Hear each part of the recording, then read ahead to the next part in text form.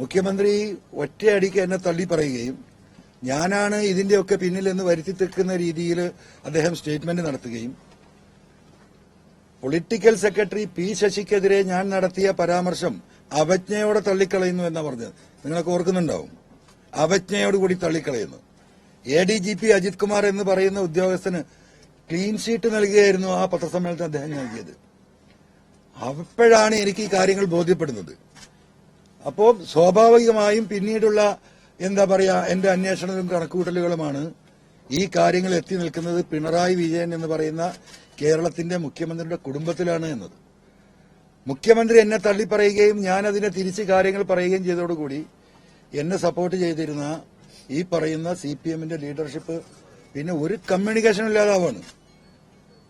ആരാണോ എന്നെ ഇതിന്റെയൊക്കെ നിയോഗിച്ചത് ആ ആളുകൾ പിന്നെ ഫോൺ എടുക്കാതാവുകയാണ്. ഞാൻ 2 ദിവസമേ ശ്രമിച്ചുള്ളൂ. രണ്ടാമത്തെ ദിവസത്തോടുകൂടി ആ ഫോൺ വിളി ഞാൻ പരിപൂർണമായും നിർത്തി. കാരണം കമ്മ്യൂണിക്കേറ്റ് ചെയ്യാൻ അവർ ഉദ്ദേശിക്കുന്നില്ല എന്നും അവര് എന്താണ് ഉദ്ദേശിച്ചതെന്നും എനിക്ക് പരിപൂർണമായി ബോധ്യപ്പെടുകയാണ്. അവരുടെ ആവശ്യം ഇതൊരു പൊതു സമൂഹത്തിന്റെ ചർച്ചയിലേക്ക് കൊണ്ടുവന്ന് ആ ചർച്ച അങ്ങോട്ട് മുന്നോട്ട് പോയി പാർട്ടി സമ്മേളനങ്ങൾ നടക്കുന്ന ആ സമയത്ത് തന്നെയാണ്. ഈ ഘട്ടത്തിൽ നിങ്ങൾ പറയണം പാർട്ടി സമ്മേളനം ആരംഭിക്കുകയാണ്, ഇത് ഗ്രൌണ്ടിൽ നിന്നാണ് ഈ ചർച്ചകൾ ഉയർന്നു വരേണ്ടത്, അതുകൊണ്ട് ഇനി നീട്ടിക്കൊണ്ടുപോകരുത്, ഈ പാർട്ടിയെ നിലനിർത്താൻ അതല്ലാതെ മാർഗമില്ല എന്ന് പറഞ്ഞവരാരും പിന്നെ എന്റെ ഫോൺ എടുക്കില്ല, എന്നെ അറിയില്ല. അപ്പോൾ അതാണ് ഒരു ഭാഗം. അത് നിങ്ങൾക്ക് ചോദിക്കാം, ഞാൻ പറഞ്ഞു കഴിഞ്ഞിട്ട് നിങ്ങൾക്ക് ചോദിക്കാം. അതാണ് ഒരു ഭാഗം. രണ്ടാമത്തെ ഭാഗം എനിക്ക് ക്ലിയർ ചെയ്യാനുള്ളത്, ഞാൻ ഒരുപാട് പാപഭാരങ്ങളെ ചുമന്നാണ് നടക്കുന്നത്. ഒരുപാട് എന്ന് പറഞ്ഞാൽ അതിൽ പ്രധാനമായും ഒന്ന്, ബഹുമാനപ്പെട്ട പ്രതിപക്ഷ നേതാവ് VD സതീശൻ MLAക്കെതിരെ കേരളത്തിന്റെ നിയമസഭയിൽ ഞാൻ ഉന്നയിച്ച വലിയൊരു ആരോപണമാണ്. നിങ്ങളത് ഇനിയത് വിശദീകരിക്കുകയല്ലാതെ രക്ഷയില്ല. ഞാൻ ഉന്നയിച്ച സമ്മേളനത്തിന്റെ തൊട്ട് മുമ്പ്, ആ ഡേറ്റും മാസമൊന്നും ഞാൻ ഓർക്കുന്നില്ല ഏത് സമ്മേളനമാണ്, ആ സമ്മേളനത്തിന്റെ തൊട്ട് മുമ്പാണ് എന്റെ അടുത്ത് ഇങ്ങനെ ഒരു ചർച്ച വരുന്നത്. ബഹുമാനപ്പെട്ട മുഖ്യമന്ത്രിക്കെതിരെയും കുടുംബത്തിനെതിരെയും നിരന്തരമായ ആരോപണങ്ങൾ അന്ന് നിയമസഭയ്ക്ക് അകത്തും പുറത്തും നടക്കുകയാണ്. ബഹുമാനപ്പെട്ട കുഴൽനാടൻ MLA ഉൾപ്പെടെയുള്ളവർ നിരവധിയായ ആരോപണങ്ങൾ സഭയിൽ കൊണ്ടുവരുന്നുണ്ട്. സത്യത്തിൽ വ്യക്തിപരമായിട്ട് എനിക്ക് അന്നൊക്കെ ഭയങ്കര വിഷമവും ഇവരോടൊക്കെ ഭയങ്കര വിദ്വേഷവും ഉണ്ടായിരുന്നു. അതൊരു വസ്തുതയാണ്. കാരണം ഇതിലൊന്നും ഒരു അടിസ്ഥാനവും ഇല്ല.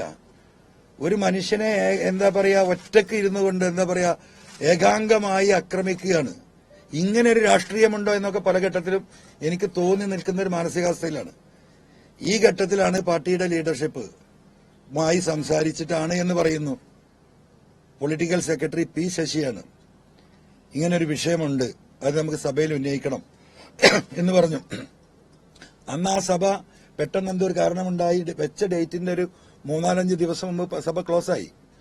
അങ്ങനെ അത് കഴിഞ്ഞിട്ടുള്ള സഭ വരുമ്പോഴാണ് ഈ വിഷയം ഡ്രാഫ്റ്റ് ചെയ്ത് എന്റെ അടുത്ത് തരികയും ഇത് ഇങ്ങനെ ഒരു സംഭവം ഉണ്ടായിട്ടുണ്ട്, ഇത്രയും ഒരു 150 കോടി രൂപ കഴിഞ്ഞ തെരഞ്ഞെടുപ്പിൽ ഇലക്ഷൻ ഫണ്ട് എന്ന നിലക്ക് കേരളത്തിലേക്ക് വന്നിട്ടുണ്ട്, ഇന്ന രീതിയിലാണ് ഇത് വന്നിട്ടുള്ളത്, കൃത്യമായി ടൈപ്പ് ചെയ്ത് തന്നിട്ടാണ്. MLA ഇത് ഉന്നയിക്കണം സഭയിൽ. അപ്പൊ എനിക്കും ആവേശം വന്നു. സ്വാഭാവികമായി ഞാൻ ഈ ഒരു മാനസികാവസ്ഥയിൽ നിൽക്കുകയാണ്. അപ്പോ ഇങ്ങനെ ഒരു സംഭവം ഉണ്ടായിട്ട് 150 കോടി രൂപ കൈക്കൂലി വാങ്ങിയ ഒരു പാർട്ടി ലീഡർഷിപ്പ് ഈ പറയുന്ന നിരപരാധിയായ മുഖ്യമന്ത്രിയെയും കുടുംബത്തെയും ഈ രീതിയിൽ സഭയിലിട്ട് ആക്രമിച്ചുകൊണ്ടിരിക്കുകയാണ്. അതിലെനിക്കുണ്ടായ മാനസിക സംഘർഷം ഉള്ളിൽ കൊണ്ട് നടക്കുന്ന, ഞാൻ പലപ്പോഴും പറഞ്ഞു എന്റെ പിതാവിനെ പോലെ സ്നേഹിച്ചിരുന്ന വ്യക്തിയാണ്, അതൊരു യാഥാർത്ഥ്യമായിരുന്നു. അപ്പോ ഞാൻ വെറുതെ ഒരു വാക്ക് വെച്ചത്, വേറെ ആരെങ്കിലും ഒഫീഷ്യൽ ഉത്തരവാദിത്തപ്പെട്ട MLAമാർ പാർട്ടിയുടെ ലീഡർഷിപ്പ് ആരെങ്കിലും ഉന്നയിക്കല്ലേ എന്നൊരു ചോദ്യം ചോദിച്ചപ്പോ P ശശി പറഞ്ഞു, നിങ്ങൾ തന്നെ ഉന്നയിക്കണം, MLA ആണ് അതിന് ഫിറ്റ് ആയിട്ടുള്ള ആള്, MLA കൃത്യമായിട്ട് പറയണം. അങ്ങനെ ആ സഭ അപ്പം ചോദിച്ചു, ഇത് സഭാരേഖകൾ അത് സ്പീക്കറുമായി സംസാരിച്ച് പാർട്ടി അതിന് പെർമിഷൻ എടുത്തോളൂ. നിങ്ങളത് മനസ്സിലാക്കണം, ഞാൻ ആ ഉന്നയിച്ച ആരോപണം വെറുതെ വിളിച്ചു പറഞ്ഞല്ല.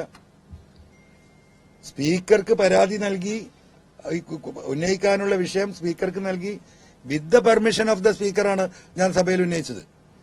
യഥാർത്ഥത്തിൽ പിന്നീട് ഇപ്പോഴത്തെ ഒരു ഘട്ടം നമ്മൾ ആലോചിച്ച് നോക്കുമ്പോൾ ശശി അന്ന് മുതലേ തുടങ്ങിയിരിക്കണം എന്നെ ഒരു സ്ഥലത്ത് കൊണ്ടുപോയി ലോക്ക് ചെയ്യണം എന്ന അദ്ദേഹത്തിന്റെ ആ പ്ലാനിങ്. അതിന് ആ ഘട്ടത്തിൽ ആരൊക്കെ അതിന്റെ പിന്നിലുണ്ടാകുമെന്ന് എനിക്കറിയില്ല. അങ്ങനെ ഇവിടുത്തെ കോൺഗ്രസ് ലീഡർഷിപ്പിന്റെ മുമ്പിൽ പ്രത്യേകിച്ച് പ്രതിപക്ഷ നേതാവിന്റെ മുമ്പിൽ എന്നെ ഏറ്റവും വലിയൊരു ശത്രുവാക്കാനുള്ള ഒരു ഗൂഢമായ ആലോചന അതിന്റെ പിന്നിൽ അന്നുണ്ടായിരുന്നോ എന്ന് എനിക്കറിയില്ല. എന്തായാലും സംഭവിച്ചത് അങ്ങനെയാണ്.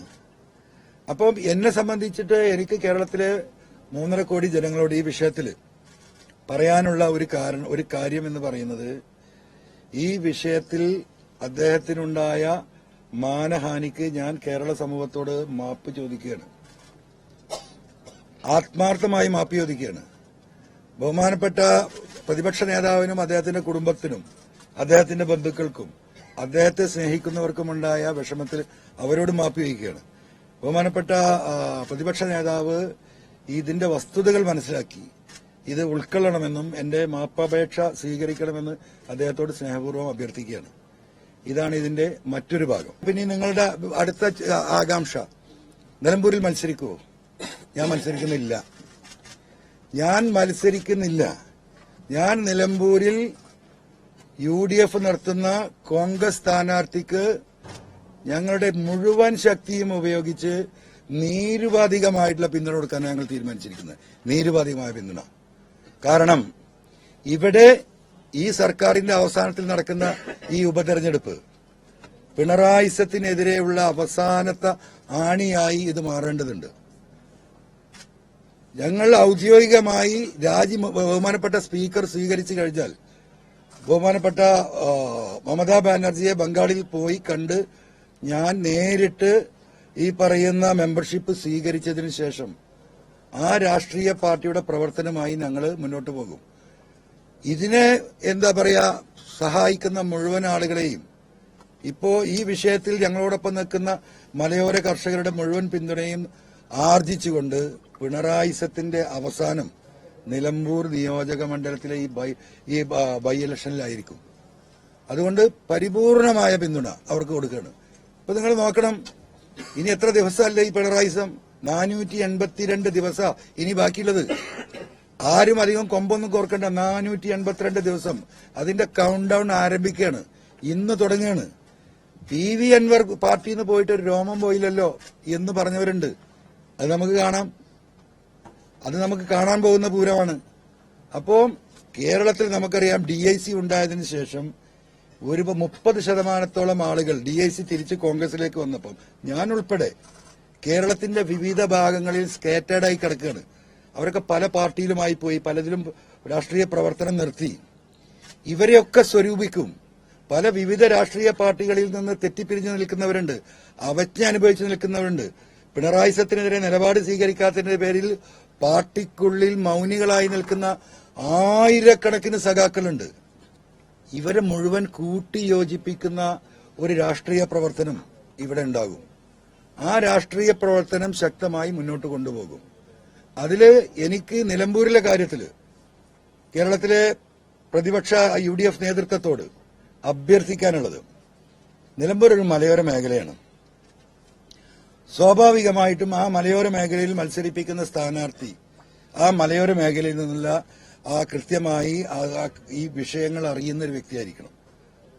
തീർത്തും നമുക്കറിയാം, കാസർഗോഡ് തൊട്ട് തൃശൂർ വരെ വരുന്ന മലബാർ 73 നിയമസഭാ സീറ്റുകളുണ്ട്. ആ 73 നിയമസഭാ സീറ്റിൽ പകുതിയിലധികം മലയോര മേഖലയുമായി ബന്ധപ്പെട്ട് കിടക്കുന്നതാണ്. ഈ മലയോര മേഖലയിലുള്ളത് ക്രിസ്ത്യൻ കമ്മ്യൂണിറ്റിയാണ്. അവരാണ് ഈ വന്യമൃഗശല്യത്തിന്റെ ഏറ്റവും വലിയ അവരെയാണ് ഇത് ബാധിക്കുന്നത്. പലരും വിറ്റുപോകാൻ നിൽക്കുക കിട്ടുന്ന വിലക്ക്. സ്വാഭാവികമായും സണ്ണി ജോസഫ് നമുക്കറിയാം, നിയമസഭയിൽ എല്ലാ നിയമസഭാ സമ്മേളനത്തിലും അദ്ദേഹം ഈ വിഷയം ഉന്നയിക്കുന്ന ഒരു വ്യക്തിയാണ് ഈ ഫോറസ്റ്റുമായി ബന്ധപ്പെട്ടിട്ടുള്ളത്. അപ്പൊ ഞാൻ സ്വാഭാവികമായും രാജിവെച്ചൊഴിയുമ്പോൾ ആ മലയോര മേഖലയിലെ ക്രൈസ്തവ കമ്മ്യൂണിറ്റിയിൽ ഈ വിഷയത്തെ നേരിട്ട് അനുഭവപ്പെടുന്ന അഡ്രസ് ചെയ്യുന്ന ഒരു വ്യക്തി അവിടെ സ്ഥാനാർത്ഥിയാകണമെന്ന ഒരു റിക്വസ്റ്റ് ഡിമാൻഡ് UDFന് മുമ്പിൽ വെക്കുകയാണ്. എന്താണ് റിക്വസ്റ്റ് ഡിമാൻഡ്? നിലമ്പൂരിൽ തന്നെയുള്ള DCC president Shri VS Joy ഈ വിഷയത്തിൽ എപ്പോഴും എന്നോട് ഇന്ററാക്ട് ചെയ്യുന്ന ഒരു വ്യക്തിയാണ്. കാരണം ജോയ് താമസിക്കുന്ന ഈ കാട്ടിന്റെ ഉള്ളിലാണ്. ജോയിന്റെ വീട്ടിന്റെ മുന്നിൽ ആനയാണ്, ഇപ്പുറത്ത് പന്നിയാണ്, അപ്പുറത്തേക്ക് ഇറങ്ങിയാൽ കാട്ടിയാണ്, ഇപ്പുറത്തേക്ക് ഇറങ്ങിയാൽ സിംഹമാണ്. പലപ്പോഴും ജോയ് എന്നോട് പറഞ്ഞു, അൻവർക്ക നമ്മളിവിടെ വിറ്റ് പോകുന്നത് ശരിയല്ലല്ലോ, നമ്മൾ വിറ്റ് ടൗണിലേക്ക് പോകാന്ന് പറഞ്ഞാൽ അതൊരു ബാഡ് മെസ്സേജ് അല്ലേ, ജീവിക്കാൻ വയ്യട്ടോ, കുട്ടികളെ ഹോസ്റ്റലിൽ കൊണ്ടാക്കുകയാണ് എന്ന് പറഞ്ഞിട്ടുള്ള വ്യക്തി കൂടിയാണ് ആര്? ഈ പറയുന്ന DCC പ്രസിഡന്റ് ജോയ്. അപ്പൊ സ്വാഭാവികമായിട്ടും ഈ മേഖലയിൽ ക്രിസ്ത്യൻ മൈനോറിറ്റി വിഭാഗം ഏറ്റവും ഭൂരിപക്ഷം ജീവിക്കുന്ന ഈ മലയോര മേഖലയിൽ മലബാറിൽ ആ കമ്മ്യൂണിറ്റിക്ക് അനുഭവിക്കുന്ന ഒരു വിഷയം എന്ന നിലക്ക് ആ കമ്മ്യൂണിറ്റിയുടെ കൂടി ഒരു റെപ്രസെന്റേറ്റീവ് എന്ന നിലക്ക് DCC പ്രസിഡന്റ് വി ജോയിയെ ഇതിൽ ഉൾപ്പെടുത്തണമെന്ന ഒരു റിക്വസ്റ്റാണ് എനിക്ക് ഈ വിഷയത്തിൽ വെക്കാനുള്ളത്. ഏത് CPM നേതാവാണ് താങ്കളോട് ഈ രീതിയിൽ മുന്നോട്ട് പോകാൻ നേരത്തെ നിർദ്ദേശിച്ചിരുന്നത്? അല്ല, അങ്ങനെ ഞാനത് പറയുന്നത് വളരെ മോശപ്പെട്ടൊരു ഏർപ്പാടല്ലേ. അല്ല, അത്രേ പറയാൻ പറ്റുള്ളൂ. അല്ല, അതൊക്കെ അവര് ഒരു മിനിറ്റ്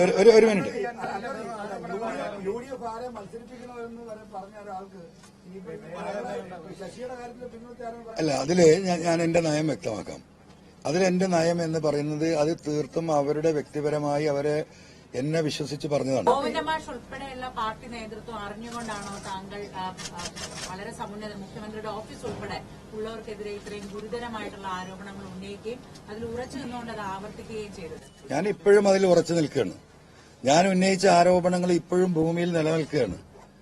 പറഞ്ഞ ആരോപണങ്ങളൊക്കെ പോട്ടെ, ഞാൻ ഡോക്യുമെന്റ് കൊടുത്ത കാര്യമാണ്, വിജിലൻസിന് കൊടുത്ത ഡോക്യുമെന്റാണ് ADGP അജിത് കുമാറിന്റെ സ്വത്ത് സമ്പാദനം. ആ ഫയല് വിജിലൻസ് ഡയറക്ടർ മാറ്റിയിരിക്കുകയാണ്. ഞാനത് ഈ കള്ള റിപ്പോർട്ട് പോകുന്നു എന്ന് പറഞ്ഞ ഈ റിപ്പോർട്ടിൽ ഒപ്പിടുന്നവൻ പോലും കേരളത്തിന്റെ ഹൈക്കോടതിയിൽ കയറേണ്ടി വരും, ജയിലിലും പോകേണ്ടി വരും.